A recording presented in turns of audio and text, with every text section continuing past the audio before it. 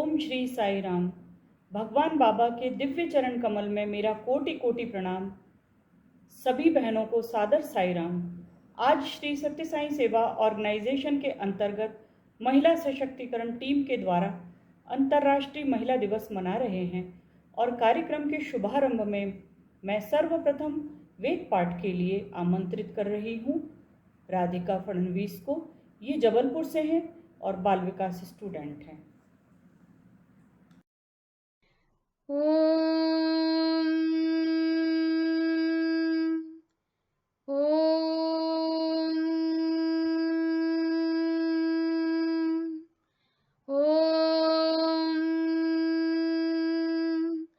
गणानां त्वा गणपतिगुं हवामहे कविं कवीनामुपमश्रवस्तमम् ज्येष्ठराजं ब्रह्मणां ब्रह्मणस्पत आनशृण्वन्नोतिभिः सीदसादनम् प्रणो देवी सरस्वती वाजेभिर्वाजिनीवती धीनामवित्रयवतु गणेशाय नमः सरस्वत्यै नमः श्रीगुरुभ्यो नमः हरिः ॐ शान्ति शान्ति शान्तिः। यश्छन्दसां वृषभो विश्वरूपः छन्दोभ्योऽध्यमृतात् सम्बभूव समेन्द्रो मेधया स्पृणोतु अमृतस्य देवधारणो भूयासं शरीरं मे विचर्षणं जिह्वा मे मधुमत्तमा कर्णाभ्यां भूरिविश्रुवं ब्रह्मणः कोशोऽसि मेधया पिहितः श्रुतं मे गोपाय मेधा देवी जुषमाणा न आगात् विश्वाची भद्रा सुमनस्यमाना त्वया जुष्टानुदमाना दुरुक्तान् बृहद्वदेम विदथे सुवीराः त्वया जुष्टऋषिर्भवति देवि त्वया ब्रह्मा गतश्रीरुतत्वया त्वया जुष्टश्चित्रं विन्दते वसुसानो जुषस्वद्रविणो न मेधे मेधाम इन्द्रो ददातु मेधां देवी सरस्वती मेधां मे अश्विना बुभावा दत्तां पुष्करस्रजा अप्सरासु च या मेधा गन्धर्वेषु च यन्वनः दैवीन् मेधा सरस्वती सामां मेधा सुरभिरजुषता गुस्वाहा आमां मेधा सुरभिरविश्वरूपा हिरण्यवर्णा जगति जगम्या ऊर्जस्वती पयसा पिन्वमाना सामां मेधा सुप्रतीका जुषन्तां मयि मेधां मयि प्रजां मयग्निस्तेजो दधातु मयि मेधां मयि प्रजां मयीन्द्र इन्द्रियं दधातु मयि मेधां मयि प्रजां मयि सूर्यो भ्राजो दधातु हंस हंसाय विद्महे परमहंसाय धीमहि तन्नो हंसः प्रचोदयात्। ॐ शान्ति शान्ति शान्तिः। स्वस्तिः प्रजाभ्यः परिपालयन्तां न्यायेन मार्गेण महिषाः गोब्राह्मणेभ्यः शुभमस्तु नित्यं समस्तलोकाः सुखिनो भवन्तु समस्तलोकाः सुखिनो भवन्तु समस्तलोकाः सुखिनो भवन्तु। ॐ शान्ति शान्ति शान्तिः। धन्यवाद राधिका। आगे हम सशक्तिकरण के बारे में बात करेंगे, जिसमें अहम हिस्सा जो नारियों का है। नारी सशक्तिकरण की जहाँ बात हो रही है, वहाँ पूर्व से ही माताओं का बहुत बड़ा योगदान रहा है। जब धरती पर बहुत ही महान संत रूपी तपस्विनी का जन्म होता है, तभी भगवान उन्हें अपनी माता के रूप में पाकर धन्य होते हैं, उनके गर्भ से जन्म लेते हैं और धरती पर आने का माध्यम श्रेष्ठ माताओं का पवित्र आचरण। ऐसे ही हमारे भगवान श्री सत्य साईं बाबा हैं। इनका जन्म पुट्टपर्ती आंध्र प्रदेश में हुआ और माता ईश्वरम्बा को पाकर वे धन्य हुए। भगवान बाबा ने अपने मिशन में सेवा के लिए हर महीने की 19 तारीख को नारी दिवस घोषित किया। वे महिलाओं को बहुत सम्मान देते थे और अपनी माता ईश्वरम्बा को याद करके वे अक्सर अश्रु बहाते थे। आगे बात करते हैं हम सशक्तिकरण के बारे में। हम इस क्षेत्र में आदरणीय श्रीमती स्वर्णा महिवाल दीदी के नेतृत्व में आगे बढ़ रहे हैं। आज के युग में महिलाएं हर क्षेत्र में अग्रसर हो रही हैं, शिक्षित हो रही हैं। वे घर और बाहर दोनों ही दुनिया में अपने परिवार व देश का नाम रोशन कर रही हैं। हमारे सत्य साईं सेवा ऑर्गेनाइजेशन में भी महिलाओं के आगे बढ़ाने के लिए कुछ महत्वपूर्ण सेवा कार्य हुए हैं, जैसे फूड न्यूट्रिशन प्रोग्राम। विशेष रूप से करेले का अचार बहुत सराहा गया। मुनगे के पत्तों के विविध व्यंजन जो कुपोषण को दूर करने में सहायक हैं। सोया मिल्क बनाना, वह भी कुपोषण को दूर करने में सहायक है। सिलाई एवं विभिन्न कला प्रशिक्षण कई महिलाओं को आगे बढ़ाने में सहायक हुए हैं।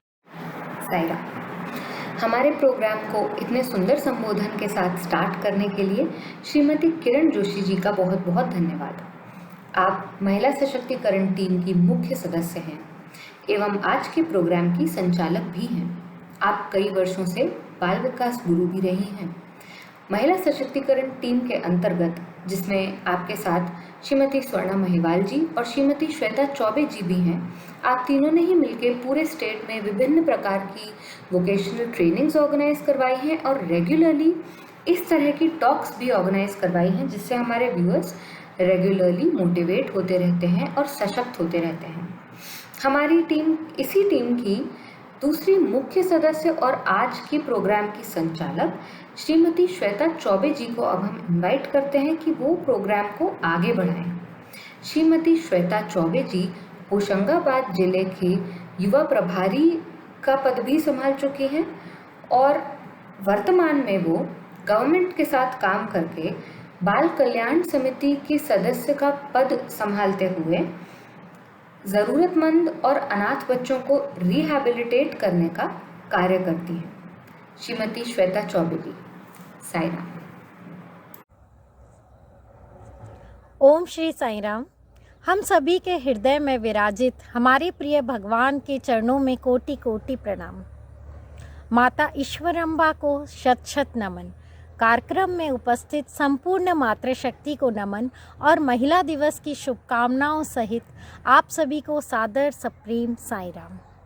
आज महिला दिवस के सुअवसर पर हमारे बीच में ऐसी समाजसेवी महिला को मैं आमंत्रित कर रही हूँ जो विगत कई वर्षों से समाज की एक कुप्रथा को खत्म करने के लिए लगातार प्रयासरत है।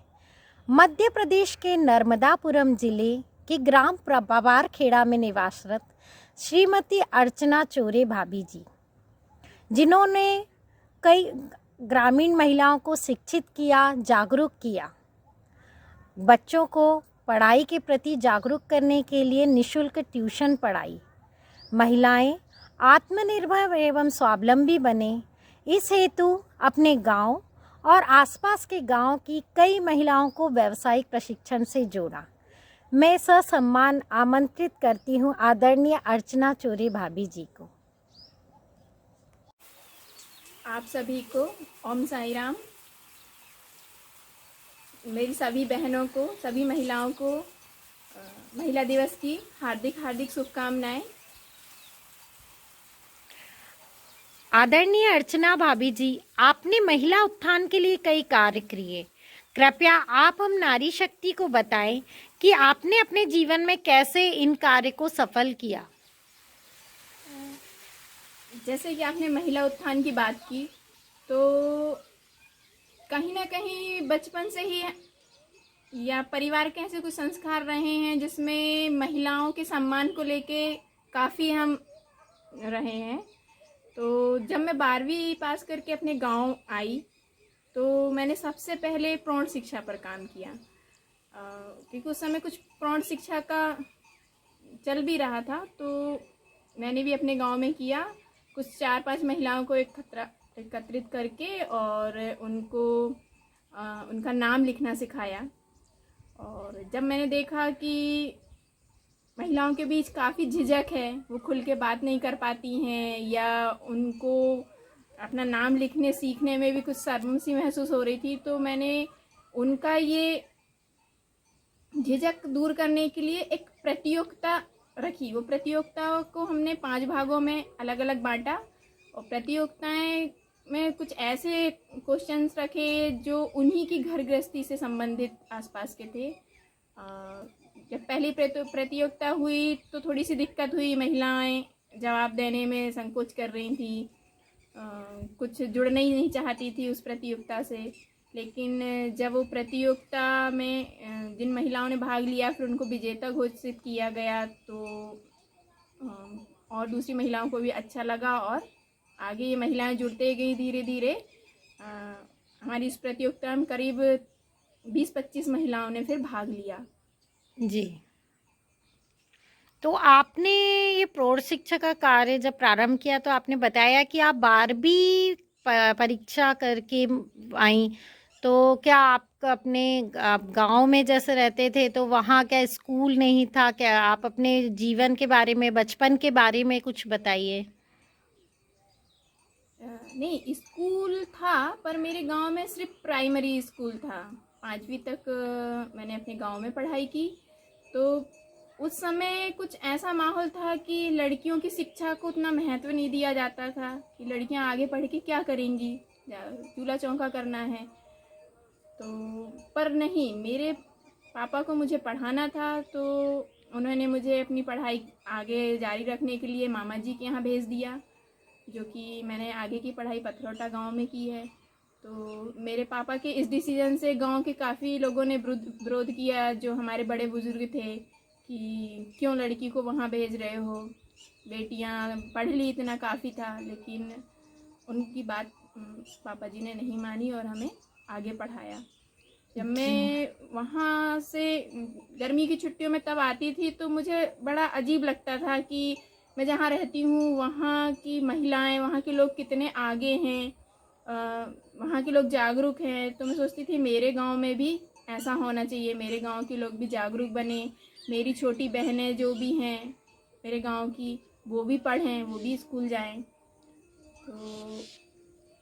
तो आपने ये प्रौढ़ शिक्षा के साथ साथ और कैसे कार्य किया महिला उत्थान के लिए? साथ साथ मैंने, जब मैं 12वीं के बाद यहाँ आई तो मैं छोटे छोटे बच्चों को पढ़ाती थी ऐसे ही जी, अपने शौक के तौर पर। और मैंने उन लोगों को पढ़ाया और थोड़ा मुझे कुछ सिलाई में भी इंटरेस्ट रहा था पहले से। ऐसा मैं कहीं से मैंने सीखा नहीं, पर मुझे इंटरेस्ट था, शायद गॉड गिफ्ट हो इस तरीके से। तो वो भी मैं करती थी। फिर 2001 में मेरी शादी हो गई। शादी के बाद जब मैं ससुराल गई तो वहाँ मेरी फैमिली में मेरी सासू माँ वगैरह सब ने कहा कि भाई आप पढ़ाती थी बच्चों को और सिलाई भी करती थी तो आप करो। उन्होंने मेरे इस काम में काफ़ी सपोर्ट किया और मुझे ये करने के लिए प्रेरित किया कि नहीं आप करो, घर का काम हम संभालेंगे। और मैंने इस काम को आगे जारी रखा।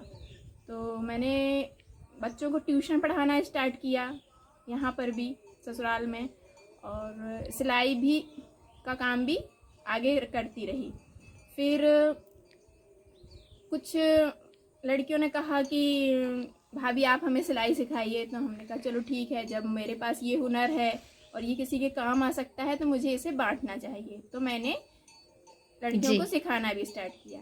जब मैं सिखाती गई तो एक दिन अचानक मुझे जन शिक्षण संस्थान के बारे में पता चला। तो मैं 2007 में जन शिक्षण संस्थान से जुड़ी, जो कि महिलाओं को व्यावसायिक प्रशिक्षण देता था। और वहाँ से वो एक व्यावसायिक केंद्र था जिसमें जो सिलाई सीखते या जो भी व्यावसायिक ट्रेनिंग लेते उनको वहाँ से सर्टिफिकेट दिए जाते थे और उस सर्टिफिकेट के माध्यम से उनको वो काम शुरू करने के लिए लोन सुविधा आसानी से मिल जाती थी। तो मैंने इस तरीके से सिलाई काम को आगे बढ़ाया और जब सिलाई काम करते करते मैंने अपने आसपास की लड़कियों को, महिलाओं को, सबको काम सिखाया और ऐसे ही सिखाते सिखाते फिर मुझे बालाग्राम के बारे में पता। बालाग्राम एक ऐसा क्षेत्र है जहाँ उसके आसपास बहुत सारे ग्रामीण क्षेत्र जुड़े हुए हैं। तो मैंने सोचा कि अपने आगे की सिलाई का काम मैं वहीं पर स्टार्ट करूं और मैंने गांव में जाकर वहां सर्वे किए और वहां मुझे काफ़ी लड़की महिलाएं मिली जो सिलाई सीखना चाहती थी। तो मैंने फिर बालाग्राम को अपना प्रशिक्षण केंद्र बनाया और आज वर्तमान में मैं वहां पर लड़कियों को सिलाई की ट्रेनिंग दे रही हूं। आपने जब यह प्रशिक्षण प्रारंभ किए तो आपको अपने परिवार का या अपने हस्बैंड का भी कुछ सपोर्ट मिला होगा? हाँ, मुझे अपने काम को आगे बढ़ाने के लिए मेरे पति का पूरा सहयोग मिला और जैसे कहा जाता है कि एक कामयाब पुरुष के पीछे एक औरत का हाथ होता है, लेकिन आज मैं ये कहूँगी कि नहीं, एक कामयाब औरत के पीछे भी पुरुष का हाथ होता है। और मैं तो इतनी लकी हूँ कि मेरे कामयाबी के पीछे 2 पुरुषों का हाथ है। एक मेरे पिता जिन्होंने मुझे ये संस्कार दिए और मेरे पति जिन्होंने मुझे बहुत सपोर्ट किया है, मेरा सहयोग किया है और आज मैं यहाँ पर हूँ। और जब मैं महिलाओं को प्रशिक्षण देती हूँ जी, और उनको आत्मनिर्भर बनाने के लिए बातें करती हूँ और तो कहीं ना कहीं वो भी मेरे इस काम से प्रभावित हुए। और जब मैंने अपने दोना पातल का काम शुरू किया तो उनको भी लगा कि यार मुझे भी कुछ करना चाहिए और मेरे इस काम से वो प्रेरित होकर उन्होंने होशंगाबाद जेल में कुछ कैदियों को दोना पातल की ट्रेनिंग दी और ट्रेनिंग देकर उनको प्रशिक्षित किया ताकि वो जब यहाँ से अपना समय सजा पूर्ण करके जब बाहर जाएं तो वो एक आत्मनिर्भर व्यक्ति बनकर जाएं ताकि उनको कोई गलत काम ना करना पड़े और एक समाज में अपनी फिर से एक जगह बना सके। इस प्रकार से वो भी मेरे काम में पूरा सहयोग करते हैं। जी। अर्चना जी, आपने प्रौढ़ शिक्षा और व्यावसायिक प्रशिक्षण पे महिला उत्थान के लिए तो बहुत कार्य किया ही है, लेकिन आपने विधवा महिला के पुनर्विवाह पर भी आप कार्य कर रही हैं। इसके बारे में भी आप हमें बताइए। जी, जैसे कि आपने कहा विधवा महिला का पुनर्विवाह, क्योंकि विधवा महिला का विवाह महिला को कहीं व्यवस्थित तो कर दिया जाता था, जिसे कि हमारे समाज में बैठाना कहते हैं, बैठा दिया जाता था, लेकिन वो महिला को वो सम्मान नहीं मिलता था जो एक विवाह करके जो महिला जाती है उसको जो सम्मान मिलता है समाज में, धार्मिक कार्यक्रम में, वैवाहिक जो कार्यक्रम होते हैं, जो हम कुल की पूजा करते हैं, देवों को पूजते हैं, ये सारे सम्मान वो महिला को नहीं मिल पाते थे जो सम्मान एक शादी करके जाने वाली महिला को मिलते हैं। तो हमने जब कहा कि भाई ऐसा क्यों, इन महिलाओं को भी ये सम्मान मिलना चाहिए। जब समाज में एक पुरुष कई बार शादी कर सकता है तो एक महिला क्यों नहीं शादी कर सकती है। जब पुरुष की पत्नी जब उसको छोड़ के चली जाती है, पत्नी शांत हो जाती है, तो पुरुष के लिए कोई भेदभाव नहीं होते हैं, महिलाओं के लिए इतने सारे भेदभाव क्यों होते हैं।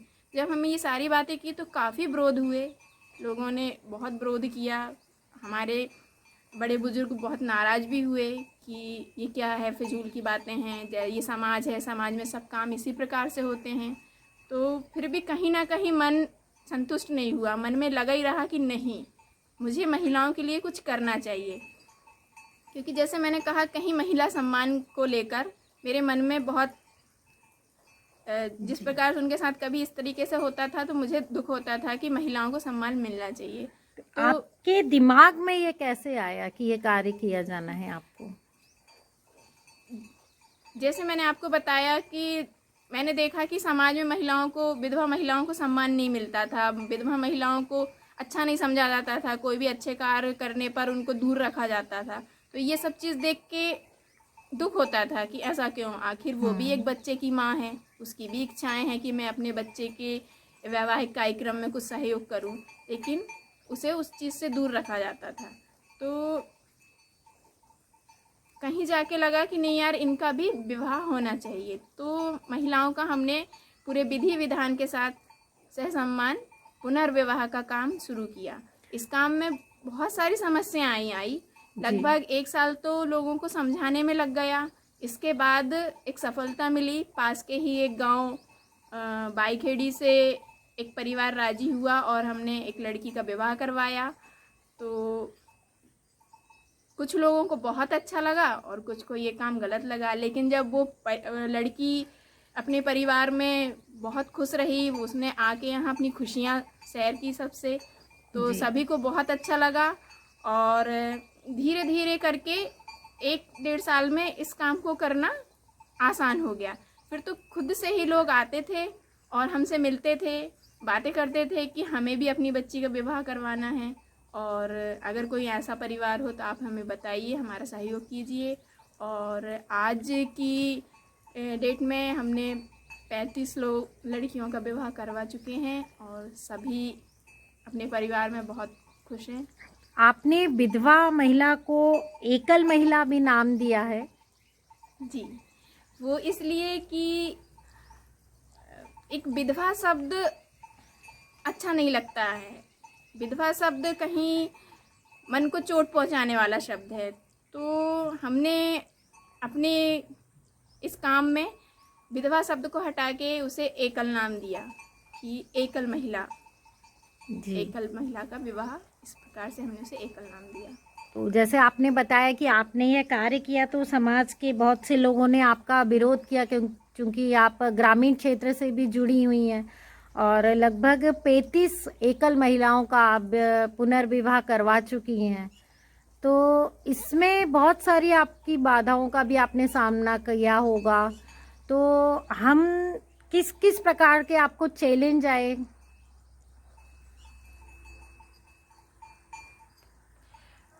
ये काम जब शुरू किया तो बहुत कठिन लग रहा था कि कई बार लगता था कि मैं ये काम कर पाऊँगी भी कि नहीं कर पाऊँगी, कभी बहुत निराश हो जाती थी। लेकिन फिर मेरे हस्बैंड ने मुझे बहुत सपोर्ट किया कि लोगों का काम है कहना, आप करो जी, आगे, अपन को आप अच्छा काम कर रहे हो, हर अच्छे काम में समय लगता है। लगातार आप इस क्षेत्र में बहुत अच्छा कार्य कर रही हैं, तो आप आज महिला दिवस पर महिलाओं के लिए एक प्रेरणादायी संदेश अवश्य दीजिए।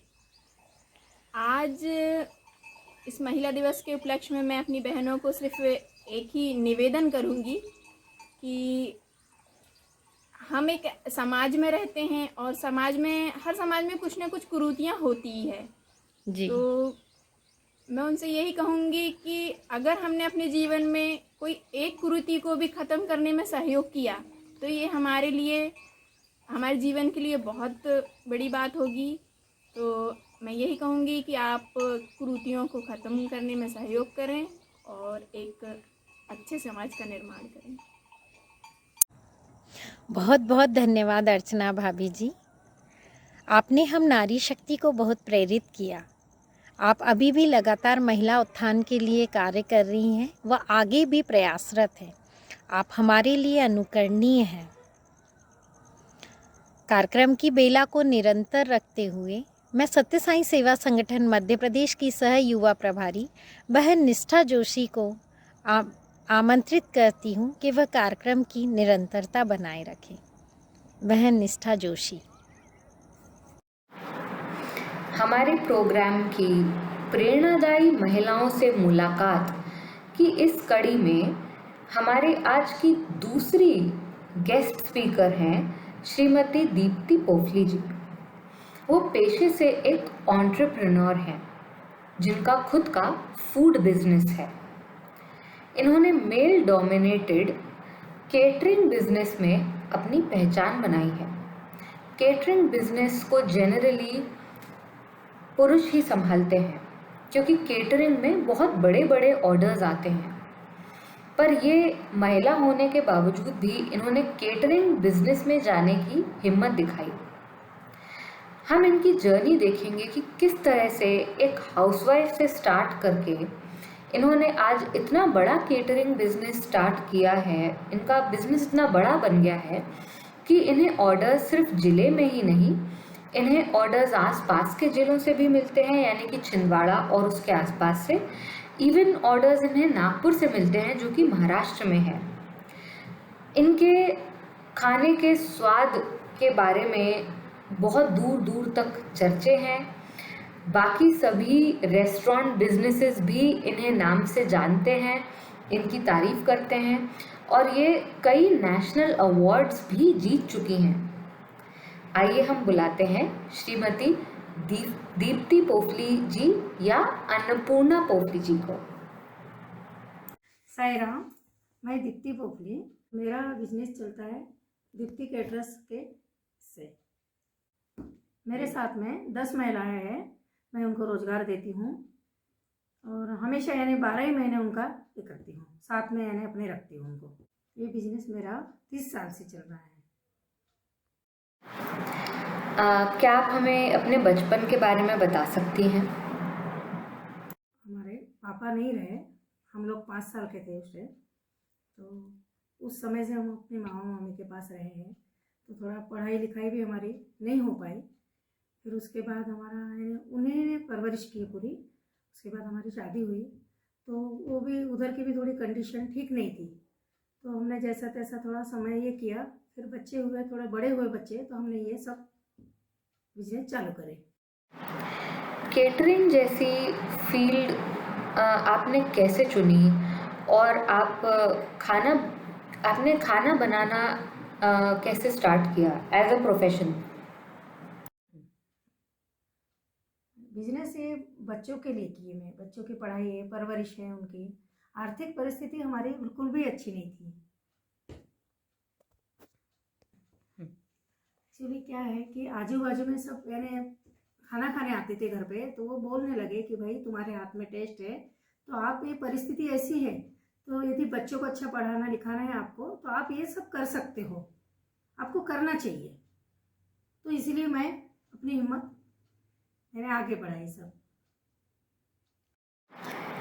ये तो हो गई आपके मोटिवेशन की बात कि किस चीज़ के कारण आप इस बिज़नेस में आने के लिए मोटिवेट हुए, लेकिन वो कौन सी बात है आपके बिज़नेस के बारे में, आपके खाने के बारे में, जिसके कारण आपका केटरिंग बिज़नेस जो है वो इतना ज़्यादा फेमस है और उसका इतना ज़्यादा नाम है कि आपको कई अवार्ड्स मिल चुके हैं? ऐसी कौन सी बात है? मैं जब खाना बनाना चालू की तो मैं बिल्कुल सच्चे मन से कि ये अपने ही घर में काम हो रहा है, अपने ही घर में कर रहे हैं, मैं अपना घर समझ के उनका सब काम करती थी। इस तरीके से मेरा यानी लोग बाग भी मेरे से बहुत खुश रहे, हमेशा साफ सफाई, ईमानदारी, अच्छे मन से ये सब मेरा काम होते रहा। इस वजह से मैं आगे बढ़ी हूँ। मैं कभी मन में अपने कोई भावना ऐसी नहीं लाई कि ये काम मेरे से नहीं जमेगा। ये मैंने रखी हूँ हमेशा अपने मन में, ये आगे बढ़ूंगी मैं और करूँगी, यानी अपनी हिम्मत रखी मैंने। कभी मैं पीछे मुड़ के नहीं देखी। इसमें जो ये बिजनेस जब चालू की मैंने तो कभी पीछे मुड़ के नहीं देखी, और ये भी नहीं मन में लाया कभी कि मैं कभी पीछे रहूँगी इसमें। इतना ज़्यादा सेल्फ कॉन्फिडेंस और इतना ज़्यादा खुद पे भरोसा, ये आपको कहाँ से मिलता है? नहीं, मेरे को खुद को आ गया, परिस्थितियाँ ऐसी बन गई घर की, तो हमने सोचे कि नहीं अब अपने को अपन थोड़ा ये करें। मतलब कोई ऑप्शन ही नहीं है? नहीं, कोई ऑप्शन नहीं था। हाँ। तो बहादुरी दिखाना ही पड़ेगा। हाँ हाँ हाँ हाँ, थोड़ा मिस्टर की भी तबीयत ठीक नहीं थी हमारे, तो 5-6 साल वो ये रहे, फिर नहीं रहे वो, तो मेरे को और थोड़ी जवाबदारी आ गई मेरे ऊपर, तो मेरे को करना ही पड़ा ये सब चीज़ें। जवाबदारी जब अपने ऊपर आ जाती है तब तो हम अपने आप रिस्पॉन्सिबिलिटी ले ही लेते हैं, और अब हम समझ सकते हैं कि क्यों आपने इतनी हिम्मत दिखाते हुए और ये बिजनेस इतना स्ट्रांगली करने का कदम उठाया। पर इतने बड़े बिजनेस को चालू करने के लिए आपने कहीं से तो स्टार्ट किया होगा। कौन वो लोग हैं जिन्होंने आपको प्रेरणा दी, आपको मोटिवेट किया? पहले शुरू में मैं अपने जिठानी के यहाँ बनाती थी खाना, तो वो मेरे को बोली कि दीप्ति तुम ये काम सब चालू कर दो, क्योंकि तुम्हारे हाथ में टेस्ट है, ईमानदारी है, साफ सफाई है ना, टाइम का आपको बहुत ये रहता है, तो आप ये करो, हम लोग करेंगे तुम्हारी मदद, यानी हम ही लोग देंगे घर के लोग काम, आप करो। एक दूसरे को पता लगा उनके बताने पे से, तो ये सब काम मेरा बढ़ते गया आगे। जब एक महिला अपने करियर को तेज़ी से आगे बढ़ाने के लिए प्रयास करती है, स्पेशली तब जब वो 2 बच्चों की माँ हो, सिंगल मदर हो, तब अक्सर हमें सोसाइटी की तरफ से बहुत कुछ फेस करना पड़ता है। क्या आपको भी समाज की तरफ से नेगेटिविटी फेस करना पड़ा? क्या इस तरह के चुनौतियाँ और इस तरह के सवाल जवाब आपके साथ भी हुए? क्या हुआ, मोहल्ले में ऐसा लगता था कि अब ये खाना बनाने का काम करती है तो बच्चे कहाँ पढ़ेंगे लिखेंगे, ऐसा लोगों का था, मोहल्ले में ऐसा रहता है। पर भगवान की ऐसी कृपा हुई या मेरी मेहनत या अच्छे कर्म हो, तो मेरा एक बड़ा बेटा बैंक में है। हाँ, दोनों भी बच्चे मेरे बहुत अच्छे हैं। मेरे एक तो बेटा मेरे साथ में ही रहता है, कैटरिंग का पूरा संभालता है मेरे साथ में, मेरी पूरी बराबरी से मदद करता है वो। और बड़ा बेटा भी बहुत अच्छा है मेरा, एक बहू है मेरी, सब बहुत अच्छा है। यानी बस में थोड़ा दुख है हमको कि वो नहीं रहे, ये सब समय में, हमारा अच्छा समय में वो नहीं रहे हमारे साथ में। ये तो हुई सामाजिक चैलेंजेस की बात। पर आपके बिजनेस में कौन सा ऐसा बहुत बड़ा चैलेंज है जो आपने फेस किया और किस तरह से आपने उससे पार पाया? मेरे कैटरिंग के काम में सबसे पहला शादी का ऑर्डर आया, तो मैंने उसको पूरे तरीके से बहुत अच्छे से किया। बाकी उनके कुछ लोग बोल रहे थे कि भाई महिला कैसे कर पाएगी ये सब चीज़ें, कर पाएगी या नहीं, तो मैं बोली मैं पूरा अच्छे से करके दिखाऊंगी आपको, और हुआ। फिर उन्होंने मेरी तारीफ की कि नहीं, हमको भरोसा नहीं था कि अकेली महिला ये क्या कर पाएगी, ये सब इधर का सामान उधर से लाना, ये करना वो करना, बहुत सी चीज़ें रहती शादी में, और मैंने पूरा व्यवस्थित सब की उनका, तो बहुत खुश हुए। और मेरे को भी बड़ा संतुष्ट लगा कि नहीं, अपन ने उनका काम अच्छे से करके दिया। लाइफ में इतना कुछ फेस करते हुए अपने आप को हमेशा स्ट्रॉन्ग बना के और सिर्फ प्रोग्रेस की तरफ देखना, प्रॉब्लम की तरफ ना देख के सिर्फ अपनी परिस्थिति को बेहतर बनाने की कोशिश करना, इसके बावजूद कि आप मेंटली भी क्या कुछ गुजर रहे थे, ये वाकई एक मिसाल है। आपकी जैसी महिलाओं से हम सभी बहुत कुछ सीख सकते हैं। तो आप हमारे व्यूअर्स को क्या मैसेज देना चाहेंगी? मेरा तो पूरे महिलाओं से कहना है कि भाई घर में जो भी जैसी भी परिस्थिति हो, उसमें ये सीखना चाहिए कि अपने को हाथ बढ़ाना चाहिए आगे ये सब चीज़ों में। यानी घर में बच्चों की या अपने मिस्टर का ज़्यादा ये नहीं चल रहा है तो उनकी मदद करना चाहिए, और ये कामों में कोई शर्म नहीं करना चाहिए, है ना। ये अन्नपूर्णा का काम है, लोगों का यानी अन्न पेट भरता है सबका। ये ऐसा सोच रखना भी नहीं चाहिए कि भाई मैं खाना बनाने का काम कर रही हूँ, ये बहुत अच्छा काम है। किसी का यानी देखो, जो बेचारा भूखा रहा उनका पेट भरता है, भगवान को भोग लगता है अपने हाथ से, तो ये कामों में कभी शर्म नहीं करना चाहिए। मैं तो बोलती हूँ कि हर महिलाओं ने इसके लिए आगे बढ़ना चाहिए। यदि किसी महिलाओं को ये सब इसमें ध्यान देना है तो पहले तो अपने घर में ट्राई करे थोड़ा थोड़ा सब चीज़ों का बना के, यदि स्वाद अच्छा रहो, साफ सफाई रहे, पूरा इससे लगन से अपना कर सकती है, और थोड़ा थोड़ा करके वो अपना उत्साह बढ़ा सकती है ना। और यदि उनको भाई मेरी सहायता चाहिए होगी तो मैं उनका मदद कर सकती हूँ, है ना, वो मेरे को कॉल कर सकती है। आपकी कहानी बहुत ही इंटरेस्टिंग है और आपसे बातचीत करके हमें बहुत अच्छा लगा। आपने जो गाइडेंस दी है और जो हमारे व्यूअर्स को मदद करने के लिए जो अभी आपने ऑफ़र किया है, उसके लिए भी आपका बहुत बहुत धन्यवाद। अब कार्यक्रम को आगे बढ़ाने के लिए मैं इनवाइट करती हूँ श्रीमती किरण जोशी जी को। धन्यवाद निष्ठा। या देवी सर्वभूतेषु मातृरूपेण संस्थिता नमस्तस्यै नमस्तस्यै नमस्तस्यै नमो नमः। इन्हीं शब्दों के साथ मैं आमंत्रित कर रही हूँ हमारे राज्य की शैक्षणिक प्रभारी श्रीमती डॉक्टर अपर्णा तिवारी दीदी को। ओम श्री साई राम। भगवान बाबा के श्री चरणों में मेरा कोटि कोटि प्रणाम। और नारी दिवस के आज अंतर्राष्ट्रीय महिला दिवस के उपलक्ष्य में हमारे संगठन की सभी बहनों को सादर सप्रेम साई राम। आज मैं बाल विकास का योगदान नारी शक्ति इस विषय पर कुछ बोलना चाह रही हूँ। बाल विकास वह धुरी है जो नारी के जीवन को अत्यंत सुखद आनंद प्रदान करती है। भगवान बाबा ने हमारे बाल विकास गुरुओं को इसीलिए चुना था कि वे उस मातृत्व के द्वारा मानव मूल्यों को बच्चों तक पहुँचाएं। और जब बच्चों तक उन मानव मूल्यों को जब हम पहुँचाते हैं तो वह मूल्य हमारे जीवन में आत्मसात होते जाते हैं।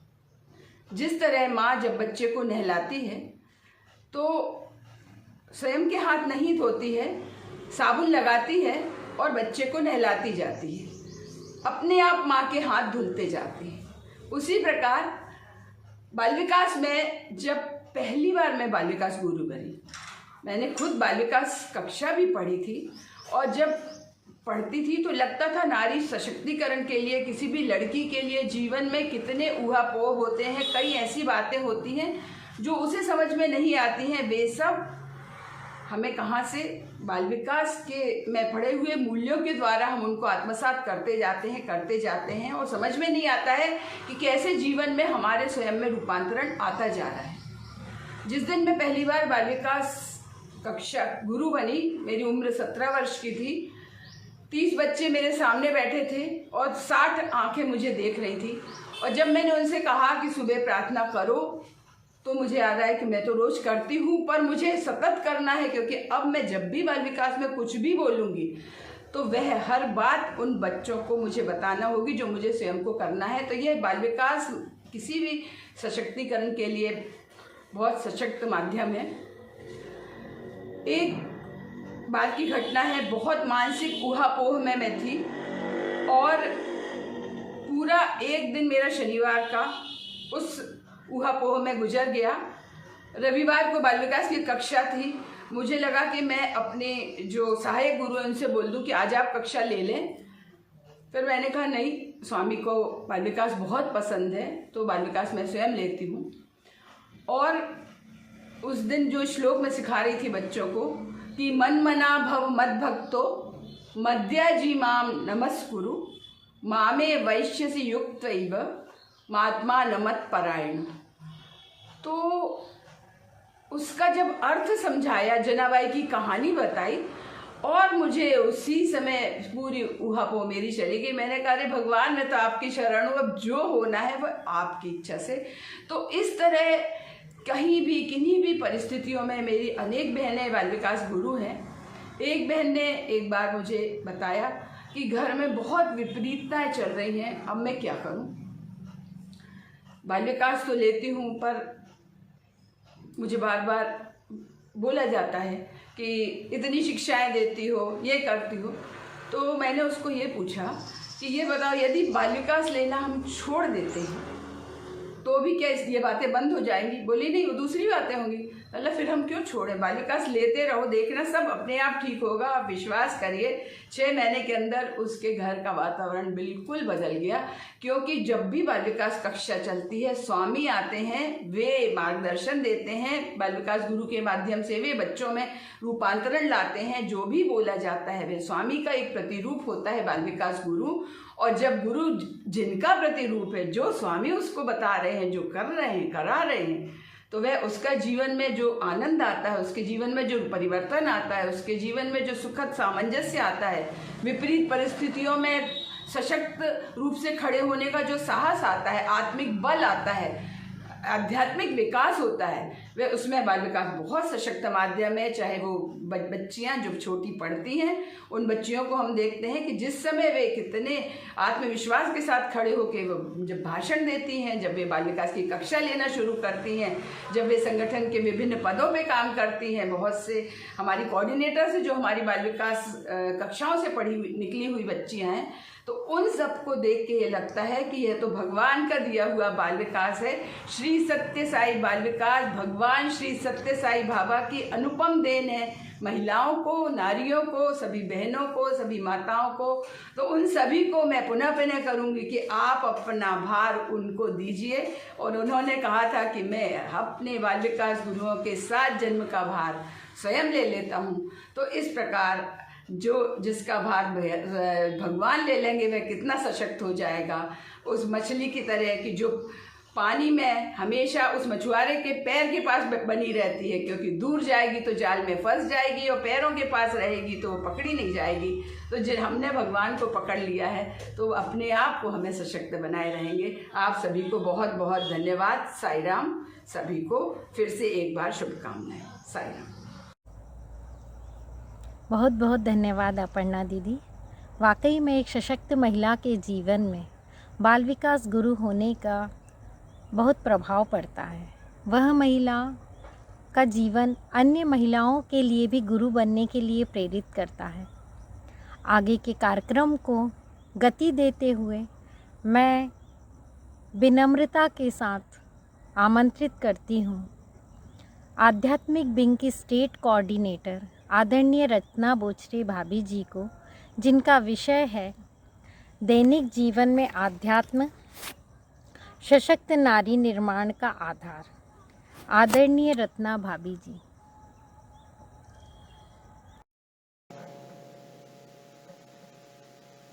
ओम श्री साई राम। परम पूजनीय, परम श्रद्धेय भगवान श्री सत्य साई बाबा के परम पावन और मंगल चरणों में मेरे अनगिनत प्रणाम और उपस्थित आप सभी श्री शक्ति को मेरा सप्रेम साई राम। आध्यात्म सशक्त नारी के निर्माण का आधार। वैसे तो नारी सशक्त है क्योंकि जीवनदायिनी है, सृजन करता है, सामर्थ्य से परिपूर्ण है नारी, परंतु उसकी इस सृजनता और उसके सामर्थ्य की शक्ति का आधार उसकी आध्यात्मिक साधना है, क्योंकि आध्यात्मिक साधना के बल पर वह सकारात्मक होती है। मनसा और विचार और कर्म से वह पवित्र शुद्ध होती है और उसके साथ साथ सतत क्रियाशील होकर सर्वजन हिताय और सर्वजन सुखाय हेतु हमेशा ही कार्यरत होती है। भगवान बाबा आध्यात्म के बारे में कहते हैं कि मानव का चैतन्य पूर्णतः प्रकट होता है आध्यात्म के कारण। पाशविक प्रवृत्तियों का नाश और दैविक प्रवृत्तियों का उद्भव होता है आध्यात्मिक साधना के माध्यम से। ईश्वर से प्रेम और मानव के हृदय में विराजे ईश्वरत्व को मानना और उससे प्रेम करना, यह आध्यात्मिकता ही तो है। ईश्वर के लिए, ईश्वर के साथ और ईश्वर में ही रम कर प्रत्येक कार्य को करना, अर्थात प्रत्येक कार्य ही ईश्वरीय कार्य है और उस कार्य को उस ईश्वर के श्री चरणों में अर्पित करना, यही आध्यात्मिकता है। और दैनंदिन साधना यह शक्ति हमें देती है। भगवान बाबा नारी के रूप में कहते हैं कि नारी के रूप में मिला हुआ जन्म, इस दुनिया में नारी के रूप में आप आते हैं तो यह वास्तव में एक वरदान है। बुद्धिमता नारी है, भक्ति नारी है और आध्यात्मिक साधना में सिरमौर है नारी। वह आध्यात्मिक साधना के बल पर ही शक्ति प्राप्त कर अहिल्याबाई के रूप में केवल 9 वर्ष की वह छोटी सी बालिका जिसने शिवपिंडियों का निर्माण किया था, उन शिवपिंडियों को बचाने के लिए स्वयं उन पर पेट के बल लेट जाती है। और जब मल्हार राव होलकर उससे पूछते हैं तो क्या कहती है वह निर्भीक बालिका कि मुझे मेरे बड़ों ने सिखाया है कि जिसकी आप निर्मिती हो, निर्मात्री हो, उसकी प्राणपण से रक्षा करना चाहिए। मैंने यही किया, क्या मैंने कुछ गलत किया? यह निर्भीकता उस बालिका में केवल और केवल उसकी आध्यात्मिक साधना के बल पर आई थी। वीर सावरकर, 30 वर्ष के सावरकर और 25 वर्ष की उनकी युवा पत्नी, जिन्हें पता था कि काला पानी की सजा मिल गई है, वह जेल में जाती है और उस जेल की जो सीकचें हैं जिससे हाथ भी अंदर नहीं जा सकता था, वीर सावरकर उससे पूछते हैं कि क्या सोच रही हो ये कि किस व्यक्ति के साथ मैंने संसार शुरू किया? तो वो कहती है नहीं, मैं ये सोच रही हूँ घर घर में चूल्हा बनाकर हर कोई संसार करता है, परमात्मा ने जो मुझे दिया है वो तो इस भारत राष्ट्र के परिवार का चूल्हा जलाने का सामर्थ्य रखता है। और उस छोटी सी सीखचों में से वो अपने हाथ अंदर डालती हैं और अपने पति के चरणों पर हाथ फेरती हैं। पति पूछते हैं क्या कर रही हो? तो कहती है मैं राष्ट्र पथ पर स्वयं को समर्पित करने वाले उस पुरुष के चरण देख रही हूं जो मुझे अगले जन्म में भी मिले। यह प्रार्थना मुझे उस परमात्मा से करनी है। यह शक्ति उस 25 वर्ष की युवती में उसकी आध्यात्मिक साधना के बल पर, यह राष्ट्र प्रेम उसी के बल पर उसने प्राप्त किया था। मां सुबम्मा, जिसको भगवान ने वचन दिया था कि तुम्हारे अंतिम समय में मैं वहां हूंगा, परिवार वालों ने उन्हें यह मान लिया था कि देह ठंडी हो चुकी थी, तो परिवार वालों ने यह मान लिया था कि शायद मां देह त्याग चुकी हैं। लेकिन उस देह को जब भूमि पर रखा गया, उस देह को, उस भक्ति रूपी उस शक्ति को पता था कि नहीं, मेरे स्वामी ने मुझे वचन दिया है तो वे अवश्य आएंगे। और स्वामी आए, खुद जमीन पर बैठे और सुबम्मा का मस्तक अपनी गोद में रखा और अपने दिव्य हाथों से झरने वाले अमृत से उसे अमृत का पान कराया, नमस्कार किया उस शक्ति को, और वह मां सुबम्मा साई को लग साई धाम गई। यह ईश्वरीय प्रेम की शक्ति उस नारी में केवल और केवल उसकी आध्यात्मिक साधना के बल पर आई थी। और मां ईश्वरम्मा, जिसे तो पता था कि उसका पुत्र स्वयं अवतार तत्व है, परंतु वह अपने पुत्र से क्या पूछती थी? अरे, जितने भी मानवीय मूल्यों का पोषण है वो हमारे राष्ट्र के बच्चों में होता है या नहीं, मैं इसकी चिंता करती हूँ। तुम्हारे ग्रीष्मकालीन शिविर में जो बच्चे आते हैं और यहाँ वो सब चीजें सीखते हैं, पर वो आत्मसात कर अपने चरित्र के निर्माण में उसका उपयोग करते हैं कि नहीं बेटा, ये जरूर तुम ध्यान देना। वह माँ जो अवतार की माँ है, वह भी सर्वजन हिताय सर्वजन सुखाय की बात यदि सोचती है तो यह शक्ति केवल और केवल उसकी आध्यात्मिक साधना की है। संगठन की प्रत्येक महिला सदस्य आध्यात्मिक रूप में रंगी है, तभी ही भगवान ने हमें इस संगठन का हिस्सा बनाकर हम पर कृपा बरसाई है। आध्यात्मिकता दैनंदिन साधना के द्वारा हमारे विचार और कर्म शुद्ध होते जाते हैं। हम सशक्त इस तरीके से होते हैं, शारीरिक सशक्तता से नहीं, तात्पर्य है मानसिक और वैचारिक सशक्तता से कि हम विपरीत परिस्थितियों में भी विवेकपूर्ण निर्णय ले पाते हैं। संगठन की हमारी कई बहनें इसका ज्वलंत उदाहरण है कि विषम परिस्थितियों में भी उन्होंने विवेकपूर्ण निर्णय लेकर अपने संपूर्ण परिवार को साई पथ पर अग्रसर किया है। भगवान ने अपने प्रवचन में एक बार कहा है कि नारी में छुपे आध्यात्मिक ज्ञान के कारण ही परमात्मा द्वारा ज्ञान का कलश नारी के मस्तक पर रखा है। इतना विश्वास उस परमात्मा हमारे प्रिय साईं ने हमें दिया है। आइए हम भी आचार संहिता के 9 सूत्र और आध्यात्मिक साधना के माध्यम से वैचारिक मानसिक रूप से सशक्त होकर श्री सत्य साई सेवा संगठन में स्वयं को और अपने संपूर्ण परिवार को अग्रसर कर सकें। यही उस परम पिता परमेश्वर और भगवान से प्रार्थना करते हैं कि हम सब साई रंग में रंगे, या अनुरागी चित्त की गति समझे नहीं कोई, जो जो डूबे साई रंग त्यो त्यो उज्जवल हुई। जय साई राम। धन्यवाद रत्ना भाभी जी, आपने हमें बहुत ही प्रेरणादायी बात बताई कि कैसे नारी के जीवन में आध्यात्मिकता का प्रभाव पड़ता है, कैसे सशक्त नारी के जीवन में आध्यात्मिक गतिविधि से बदलाव आता है। अब मैं बहुत सम्मान के साथ आमंत्रित करती हूँ कर्मठ, लगनशील, ऊर्जावान सेवा विभाग की स्टेट कोऑर्डिनेटर अनीता धाकर दीदी को, जिनके प्रेम और मार्गदर्शन में हमें सेवा का अवसर प्राप्त होता है। आदरणीय अनीता दीदी। मंगलम गुरुदेवाय, मंगलम ज्ञानदायिने, मंगलम प्रतिवासाय, मंगलम सत्य साईने। भगवान के कमल रूपी चरणों में मेरा कोटिशा नमन और आप सभी को मेरा सप्रेम साई राम। सभी बहनों को अंतर्राष्ट्रीय महिला दिवस की बहुत बहुत शुभकामनाएं। हम सभी अपने जीवन में बहुत सारी जिम्मेदारियों को निभाते हैं। उन जिम्मेदारियों के साथ साथ हमें भगवान के कार्यों को भी अपने जीवन का हिस्सा बना लेना चाहिए। वैसे तो सारे ही काम भगवान के हैं, परंतु भगवान का जो मिशन है, भगवान का जो उद्देश्य है, उसमें अपने आप को कहीं ना कहीं शामिल करें। चाहे वो बाल विकास के कार्यक्रम हो, आध्यात्मिक गतिविधियां हो, चाहे सेवा के कार्य हो। जब भी हम भगवान के कार्यों को निस्वार्थ रूप से करते चले जाते हैं, अपने जीवन में आने वाली हर कठिनाई, हर परेशानी को हम आसानी से पार कर लेते हैं। ऐसा मेरा अपना अनुभव है। सेवा क्या है? सेवा कैसे हमें भगवान के नजदीक लाती है? सेवा तो जरिया है कर्म काटने का, मन को विनम्र बनाने का, तन को चुस्त रखने का और मन में स्थिरता लाने का। सेवा खुशी है, सेवा विश्वास है, सेवा प्यार है। बड़े ही भाग्यशाली होते हैं वो लोग जिन्हें सेवा का अवसर मिलता है।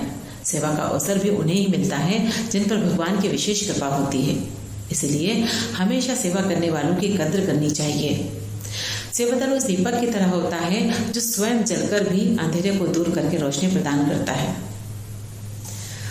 सेवा छोटी बड़ी नहीं होती, सेवा तो बस सेवा है। इसलिए जब भी हमें अवसर मिले उस अवसर को जाने नहीं देना है, क्योंकि अगर हम नहीं करेंगे भगवान का कार्य तो कोई और करेगा।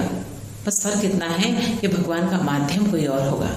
इसलिए जब भी सेवा करें अपने अंतःकरण में झांक कर देखें, क्या सेवा हम फल की इच्छा के लिए कर रहे हैं या इसलिए कर रहे हैं कि हमसे अच्छा कोई और ना कर ले।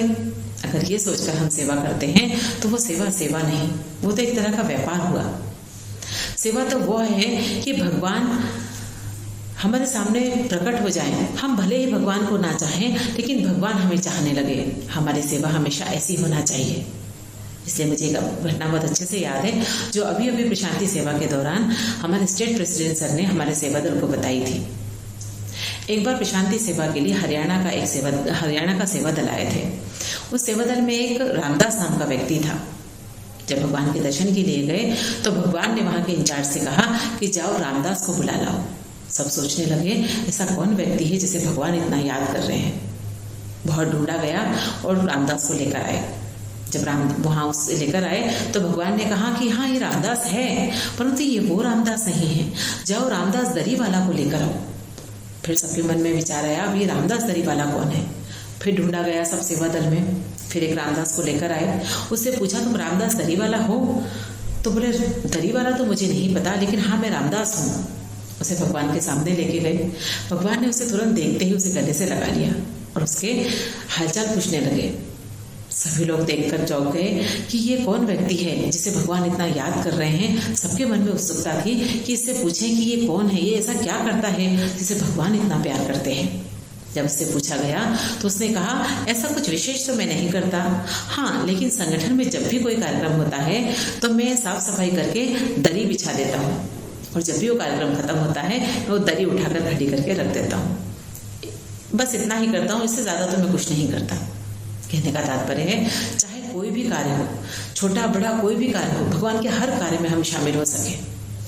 अभी प्रशांति सेवा के दौरान कुलवंत हॉल में शौर्य आंटी ने सेवा दल को आशीर्वाद देते हुए एक बहुत अच्छी बात कही कि जो भी काम आप करते हो, जो भी सेवा आप करते हो, वो सब भगवान के पास में सुरक्षित है, जमा हो जाती है। क्योंकि अगर आपको देंगे तो आप खर्च कर लोगे उसको, इसलिए भगवान उसे अपने पास सुरक्षित रखते हैं। और जब भी हमें उसकी आवश्यकता होती है, भगवान उसे कहीं गुना बढ़ाकर हमें वापस कर देते हैं। इसलिए हम सभी भगवान के कार्यों से हमेशा जुड़े रहें। जब हम भगवान के कार्य करते रहते हैं, हम कहीं भी रहें, किसी भी जगह रहें, भगवान का हमेशा अनुग्रह हम पर बना रहता है। तो हम सभी भगवान के कार्यों की इस तरह से करते रहें और भगवान का अनुग्रह हमेशा प्राप्त करते रहें। इसी आशा के साथ बहुत बहुत शुभकामनाओं के साथ मैं अपनी वाणी को विराम देती हूँ। जय साई राम।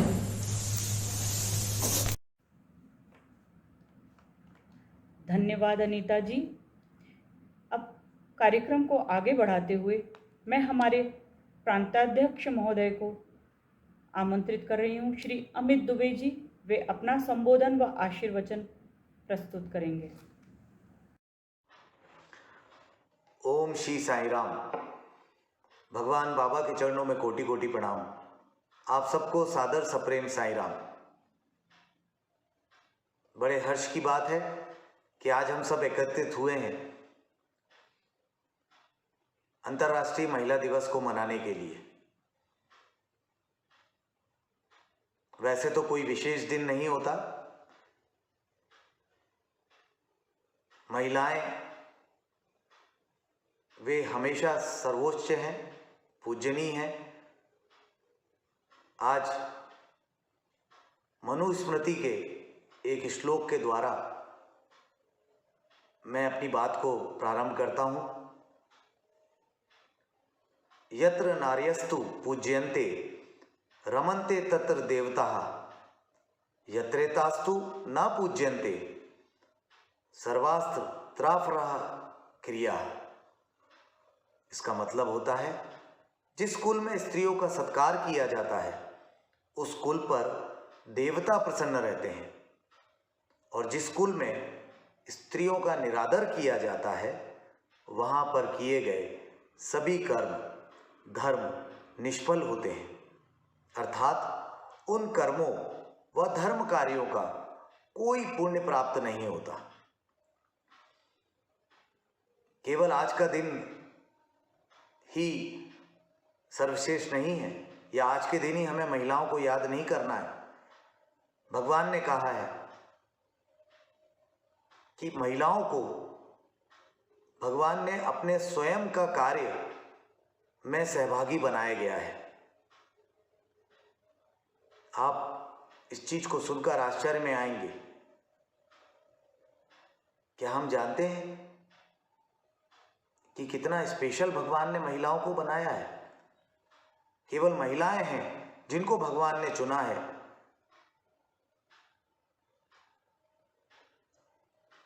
भगवान के निर्माण के कार्य में वही एक निर्मात्री के रूप में ना केवल वो बच्चों को जन्म देती है अपने कोख से, बल्कि वह उसके अंदर आध्यात्मिक उन्नति, उसके अंदर गुणों का, मूल्यों का विकास भी करती है, जो कि भगवान का ही कार्य है।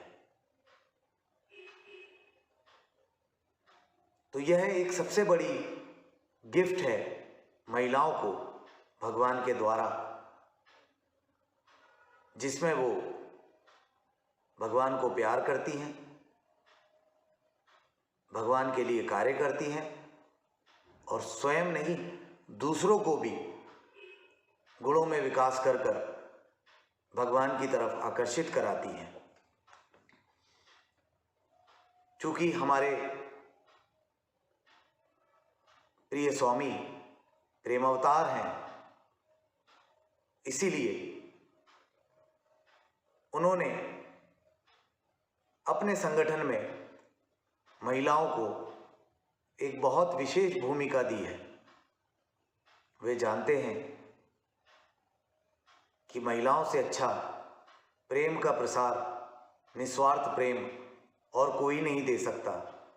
और इसीलिए संगठन का जो सबसे मूल आधार और विशेष कार्य है वो है बाल विकास, जिसके लिए भगवान ने महिलाओं को ही चुना और उस कार्य के लिए महिलाओं को ही उन्होंने इस कार्य को आवंटित किया है। भगवान ने नवंबर 1995 के डिस्कोर्स में, जो कि पहला महिला दिवस का डिस्कोर्स था, उसमें भगवान ने बोला कि इस विशाल क्रिएशन में, सृष्टि में महिलाओं की बहुत सुपीरियर पोजीशन होती है, बहुत सर्वोच्च पद होता है उनका। और ऐसे कई इंस्टेंस आए हैं जिनमें कि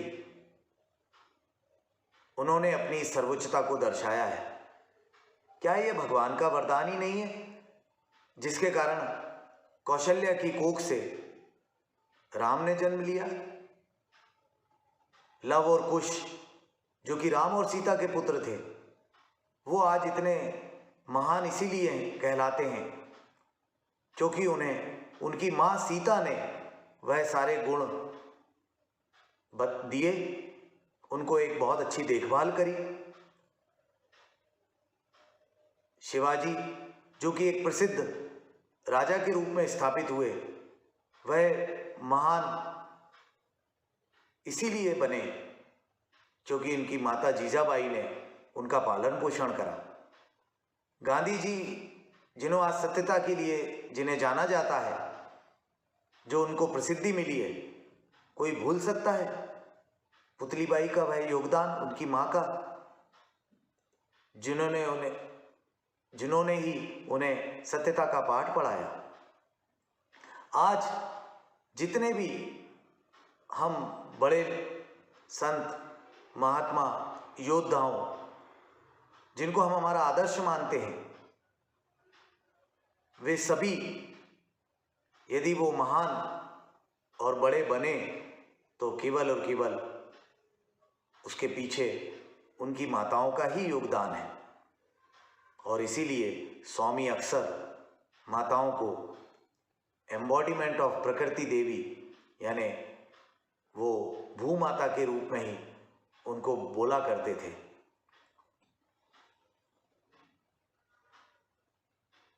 आज यदि देखा जाए तो स्त्री जो होती है उसको शक्ति स्वरूपा माना जाता है। यदि वो विद्या के रूप में सरस्वती का रूप है, गृह लक्ष्मी के रूप में लक्ष्मी का रूप है, और यदि परिवार के ऊपर, समाज के ऊपर कोई भी आंच आती है तो वह दुर्गा है, वह शक्ति है।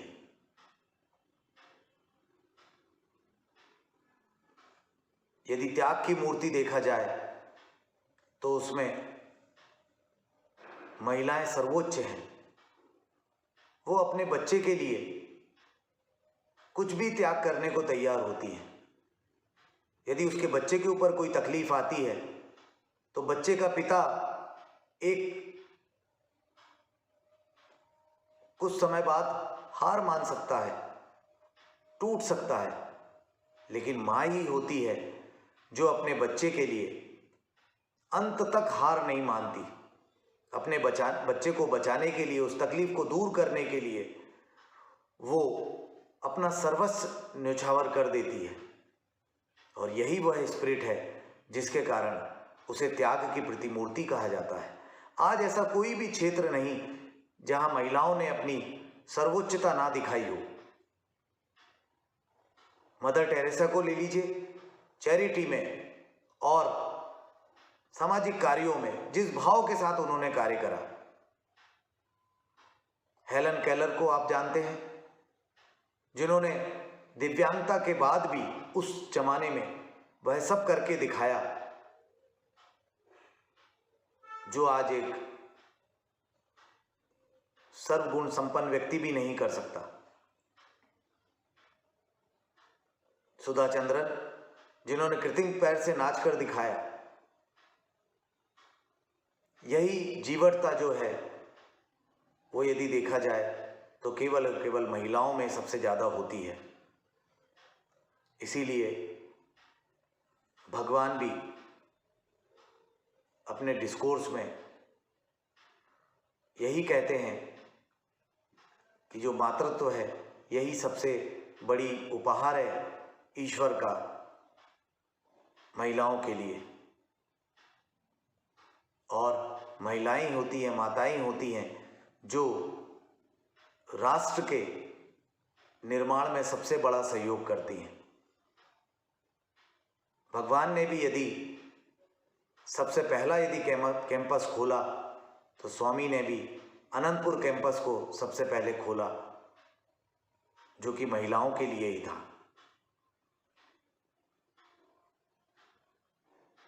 मैं आज के इस महिला दिवस पर आप सबको सादर नमन करता हूं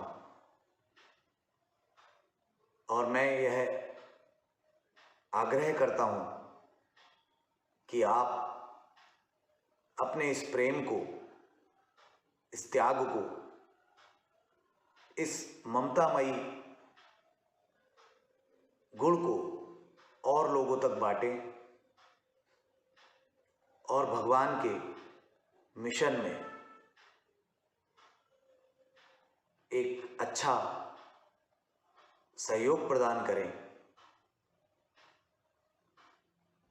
और आप सभी भगवान के अनुग्रह के, कृपा के पात्र बने, इसी प्रार्थना के साथ आप सबको पुनः महिला दिवस की बहुत बहुत बधाई, शुभकामनाएं। जय साईं राम।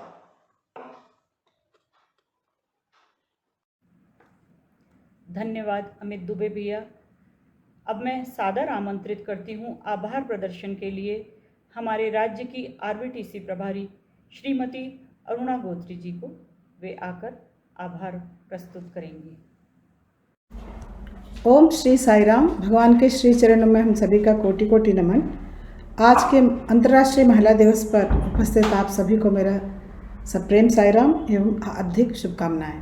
सर्वप्रथम मैं भगवान के प्रति तहे दिल से आभार व्यक्त करना चाहती हूँ। स्वामी ने हम सबको जो अवसर आज प्रदान किया उसके प्रति कृतज्ञता ज्ञापित करना चाहती हूँ। आगे अर्चना जी के प्रति आभार व्यक्त करना चाहती हूँ कि उन्होंने महिलाओं को सशक्त एवं आत्मनिर्भर बनाने के लिए सिलाई पत्तों से दोने बनाने के जैसी चीज़ों के अलावा विधवा पुनर्विवाह करके समाज कल्याण में अपनी भागीदारी सुनिश्चित किया और हम सबको प्रेरित किया। अन्नपूर्णा जी ने भी हमें आत्मनिर्भर बनाने हेतु प्रेरणा अपने कार्यों से दे रही है।